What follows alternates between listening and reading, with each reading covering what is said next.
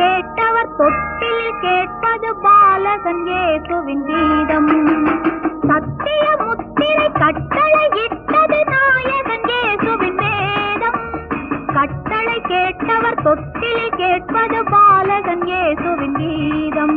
அது வானகம் பாடிய முதல் பாடல், அந்த தூதுவன் ஆடிய விளையாடல்.